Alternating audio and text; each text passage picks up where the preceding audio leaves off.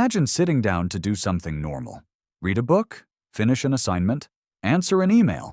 Think for more than 12 seconds without trying to escape your own brain.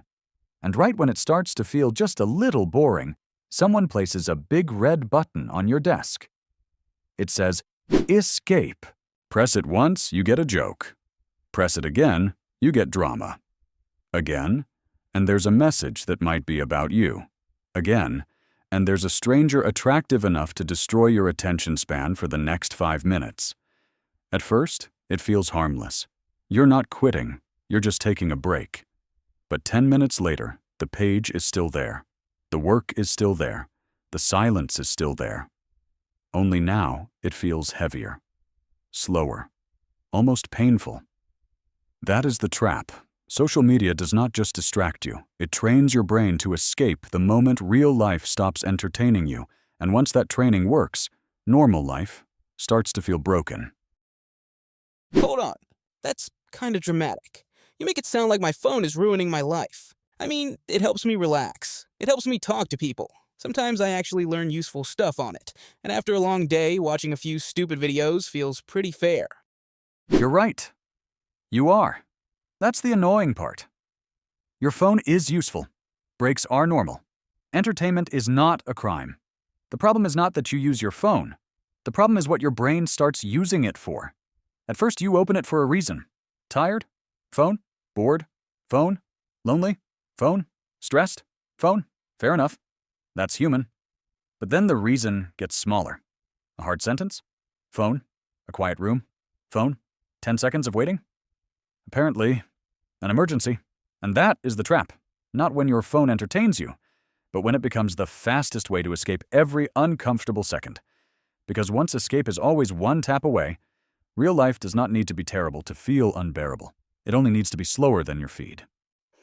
Okay, that sounds less dramatic and somehow worse. Exactly. Because the crash is not that your phone ruins your life overnight. That would be too obvious. The crash is quieter.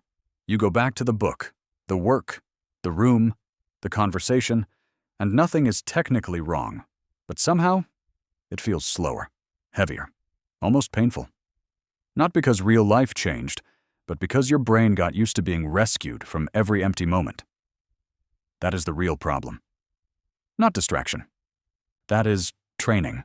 Because every time you escape discomfort with one tap, your brain learns to look for the exit. That is the mechanism. Discomfort. Tap. Relief.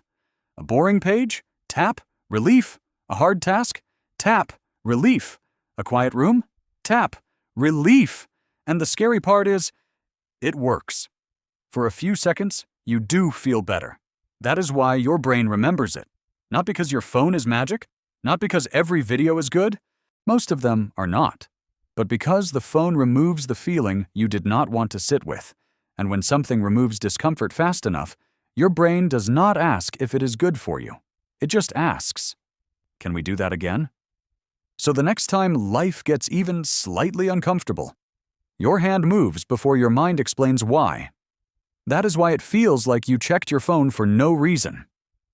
There was a reason. It was just too small to notice. Wait, so I wasn't checking my phone for no reason. I was escaping something so small, I didn't even notice it? Exactly. And that is where the real damage starts.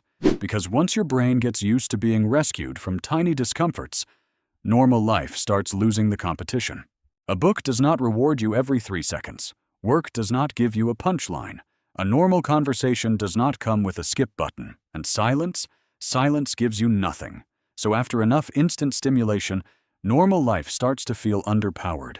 Not terrible, not broken, just not enough. That is kind of depressing. Yes, and profitable. Because boredom used to be dead space. You waited in line, you sat on a bus, you stared at the ceiling for 30 seconds, and somehow survived. But now, boredom is inventory. Every empty moment is a place where an app can sell you an exit. Not a better life, not real peace, just an exit. A joke, a message, a fight, a video, a tiny hit of something new. And the business model does not need you to be happy. It only needs you to come back. That is why the feed never really ends. Not because there is always something worth watching, but because stopping gives your brain a chance to notice what it was running away from. And that is bad for business. So the answer is not to delete every app and go live in a cave. We are dragons, not monkeys. The goal is not to hate your phone. The goal is to stop using it as an emergency exit for every tiny discomfort. Because if the trap is training, then the fix is not willpower. It is friction. Make the exit a little harder to reach. Turn off the notifications that do not actually notify you of anything important. Move the app somewhere annoying. Put the phone across the room before you start working. Add one extra step between the feeling and the tap, because that tiny moment matters. The moment when the page feels boring, when the task feels hard, when the room gets quiet, when your hand starts looking for the exit. That is where the training happens. So you do not need to become a perfect disciplined machine. You just need to make escaping slightly less automatic. Wait 30 seconds. Let boredom exist. Let the sentence be hard. Let the room be quiet. Not forever, just long enough for your brain to remember that discomfort is not an emergency. So maybe I do not actually hate real life. Maybe my phone just makes normal life look worse than it is, which is weirdly comforting and also kind of insulting, because I kept thinking the problem was me, that I was lazy or bored or had no discipline. But maybe the app is just really good at showing up right when I do not want to feel something. And yeah, social media is fun. I am not pretending it is not. Sometimes it helps. Sometimes it connects me. Sometimes the raccoon video is the correct answer. But maybe the question is not, should I use my phone? Maybe the question is, what am I trying not to feel right before I pick it up? Exactly. And that question is not there to make you feel guilty. It is there to make you notice. Because the moment before you open the app is usually more important than the app itself.